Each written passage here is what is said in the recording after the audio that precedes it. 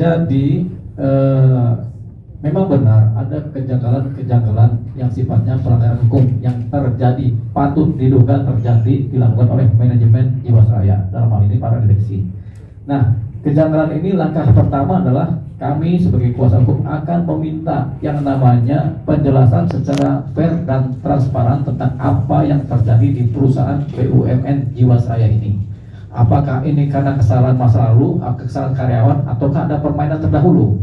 Kemudian bagaimana, pertanyaan keduanya, bagaimana mekanisme menjalankan perusahaan bila ini terjadi?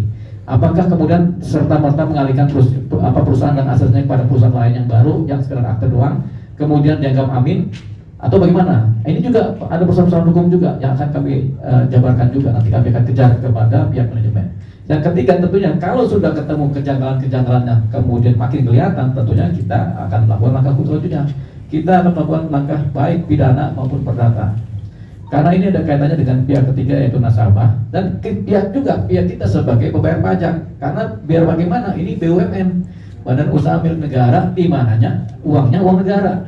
Uang negara itu kan adalah uang kita juga, masyarakat Indonesia, kan begitu kan? Kita juga dirugikan. Jadi kita akan kejar ini. Pidananya bagaimana, perdatanya bagaimana. Nah, tujuan akhirnya supaya kemudian Jiwasraya ini akan menjadi perusahaan yang legenda lagi dan tetap eksis, tetap ada. Kalau masih minus ya tentu dipasok oleh negara dong, ya kan? Jangan sampai udah 100 tahun di perusahaan dimatikan diganti perusahaan baru yang baru seumur sebulan 2 bulan di akte notaris doang, kan begitu. Ini apa nih kan? Inilah kejanggalan tadi. Nah, targetnya adalah seperti teman-teman di serikat pekerja, ini tetap harus menjadi PT Jiwasraya ya, yang melindungi masyarakat Indonesia, persoalan asuransi masyarakat Indonesia. Gitu. Ini harapannya.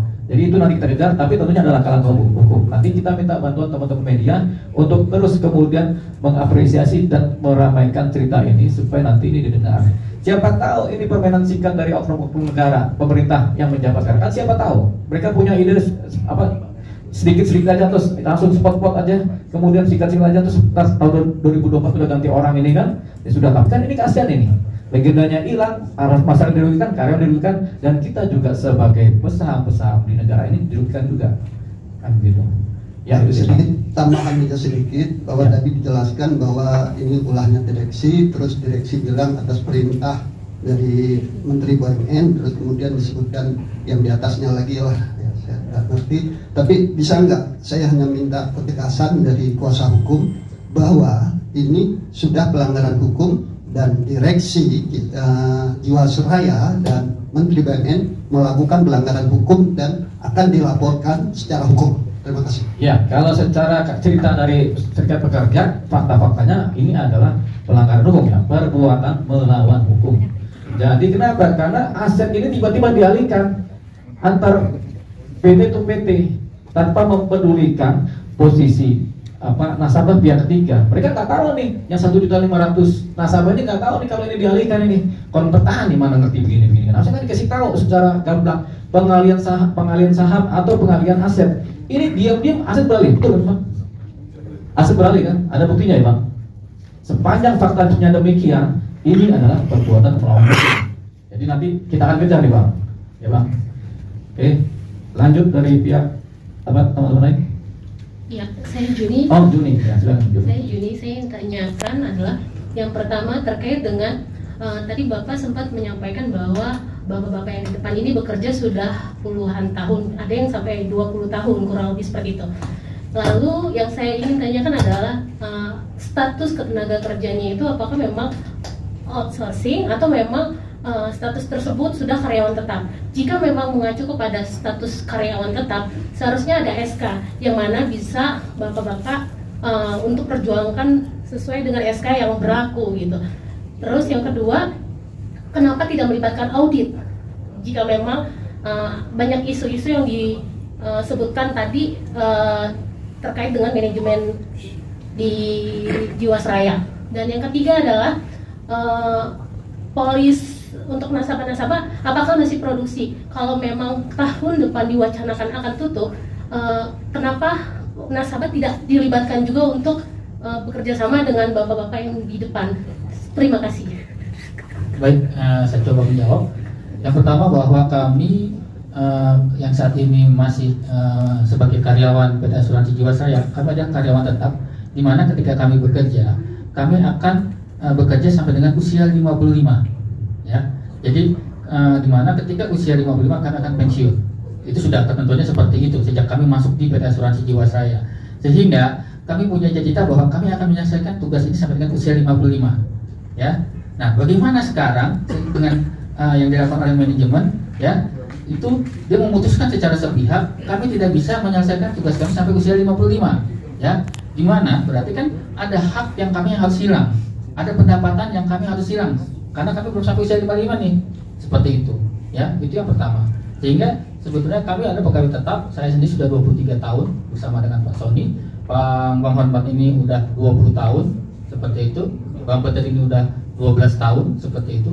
Jadi kami sebetulnya sampai usia kami 55. Sehingga ketika kami berhenti di sini, ada hak kami atau pendapatan yang kami akan hilang.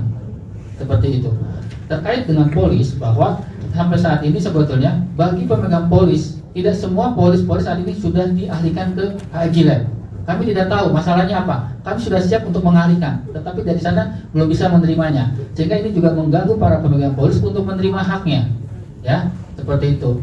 Ada harusnya bulan ini mereka sudah menerima haknya, tapi karena belum dialihkan, ya, mereka belum bisa menerima manfaatnya. Sementara sudah dijanjikan kalau Bapak Ibu pemegang polis sudah melakukan program restrukturisasi, maka ketika sudah dialihkan Bapak Ibu akan menerima. Sementara waktu itu bahwa pengalihan itu tidak ditunda seperti sekarang. Dan ketika kami tanyakan sampai kapan polis ini akan dialihkan, itu sampai saat belum ada jawabannya. Bisa saja nanti 2023, 2024, 2026, atau mungkin ya sampai akhirnya sampai dengan polis terakhir, ya kita tidak tahu apakah akan ada Jiwasraya ini seperti itu. Jadi poinnya yaitu tadi, karena tidak transparansi, tidak adanya kejelasan dari direksi ataupun pemegang saham sampai kapan PT Asuransi Jiwasraya ini akan berada. Ya, sementara ya logikanya kalau Bapak Ibu akan pindah rumah, kan harusnya kan barang dulu yang berpindah baru orangnya. Ya kan, seperti itu kan secara logika berpikirnya kita. Tetapi apa yang dilakukan ketika Jiwasraya melakukan pemindahan, yang dipindahkan adalah karyawannya dulu. Sementara polis-polis itu masih ada yang sudah restru belum dialihkan, kemudian masih ada polis-polis yang belum setuju untuk restru. Sehingga ini harus tetap ada yang melakukan proses pelayanan atau perawatan polis-polis tersebut. Ya, yang lucunya adalah karyawan sudah dipindahkan, ya, sehingga polisnya belum dipindahkan. Kan lucu gitu loh. Sebenarnya harusnya polisnya semua pindahkan dulu, baru asetnya. Tapi kan aset juga ada kewajiban kepada para karyawan, kepada para pensiunan yang harus dibayarkan atau dilunasi oleh perusahaan. Tidak serta-merta seluruh aset dipindahkan dulu, ya kan? Polisnya masih ada, karyawannya masih ada. Sehingga ketika harus membayar kewajiban, alasannya tidak punya uang. Itu mungkin apakah menjawab? Kalau masih ada pertanyaan silakan.